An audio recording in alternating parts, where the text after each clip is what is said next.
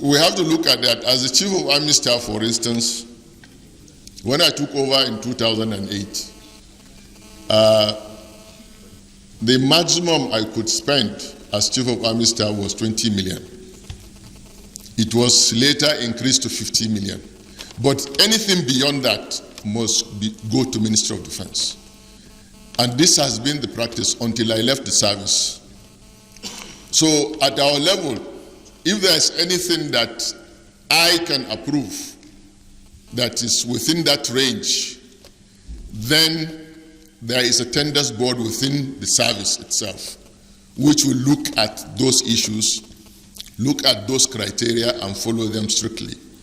But of course, the money comes from Minister of Defense. The former Minister of Defense is here. I'm sure he will be able to let you know. But this is the issue.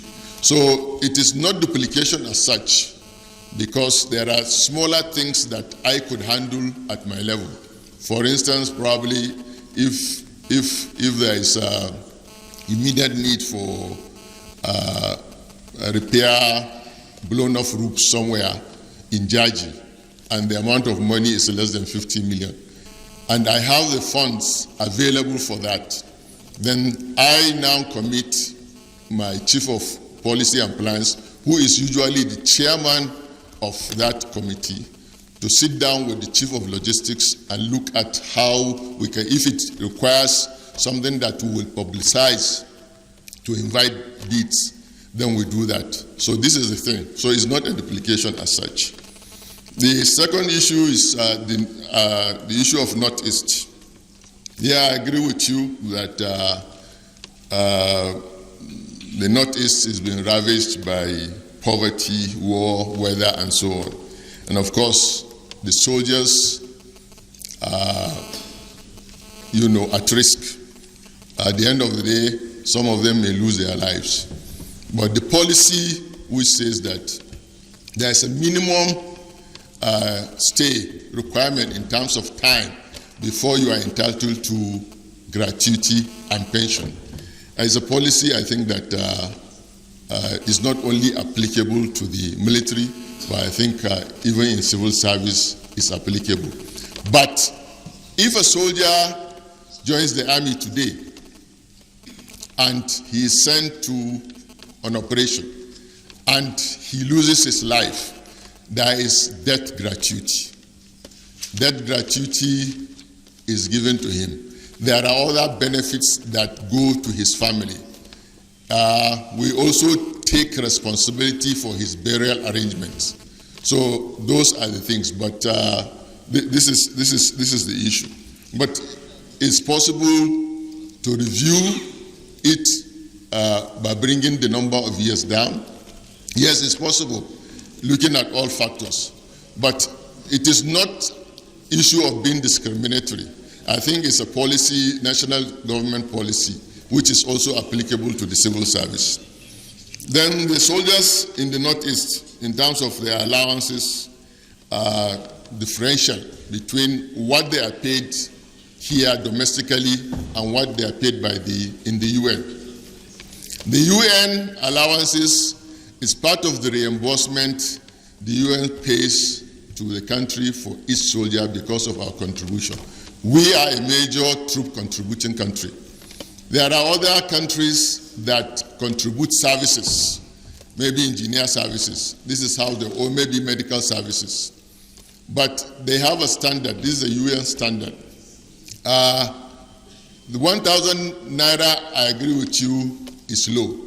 I think it's something that needs to be reviewed as an allowance for the soldier being exposed to such danger.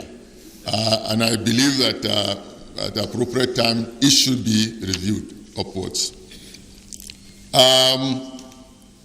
Then UNDPKO, reimbursed, we are talking of the money reimbursed by the United Nations.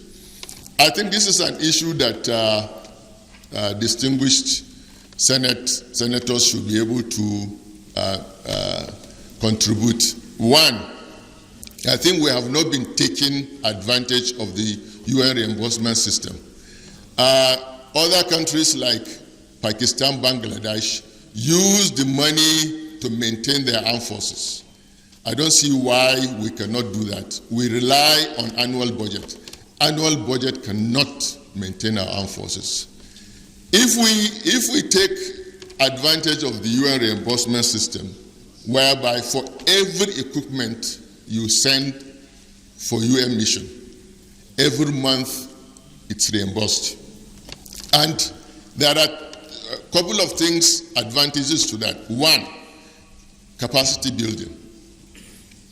Two, discipline in terms of maintenance. Because if you have a vehicle and the trafficator is broken, they won't pay you. So it all means that you must maintain your equipment all the time if you want to get paid. So this is the issue. So it teaches us discipline in terms of maintenance. It builds capacity because those equipment we buy, we use them for training.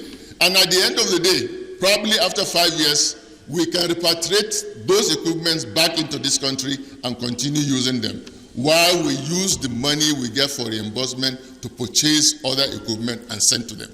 So this is one advantage I think we have not been able to take for a period. The treatment of Nigerians in Liberia, as an example, because of the contributions we made, we've had similar issues in South Africa, in Zimbabwe. I think this is an issue that should be taken by the Foreign Affairs Ministry. And I agree that there's need for us, not just to go there and be Father Christmas. Once we expand our efforts, we assisted in all manners of ways, we should be able to at least, gain out of that. Like you said, even when we got to Liberia some time back, I found interestingly that the Chinese were all over constructing roads. Why was it not necessary? Why was it possible to have Nigerian contractors constructing those roads in Liberia? It is not the Liberians' fault. I think it is our fault because we have not made that move. Thank you very much. For Senator Nala, I agree this is government for change. The subtle incursion of military into politics. We are struggling with regime security. This should not be the case. As a serving soldier swore to defend this country, whether by land, sea, or water, by land, sea, or air, and he should stick to that. Yes, there are things of general security interest, but the issue is that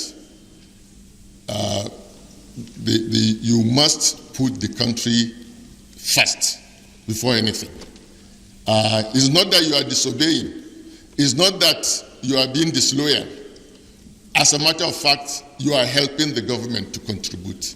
So the issue of a presidential candidate or a retired general, landing at an airport and an Air Force officer preventing his aircraft to landing, I think is the most disservice to the nation. Thank you very much. Declining regimentation in the army.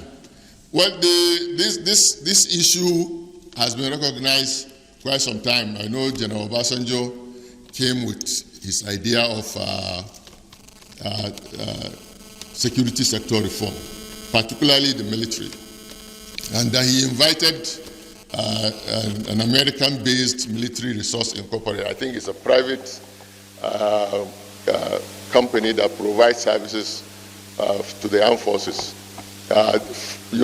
made up of retired military officers. Then, I think in 2004, when General Agwe was Chief of Army Staff, he started the change management project. The idea was to change our attitude, realizing that the military has been in governance, in politics for a very long time. Now,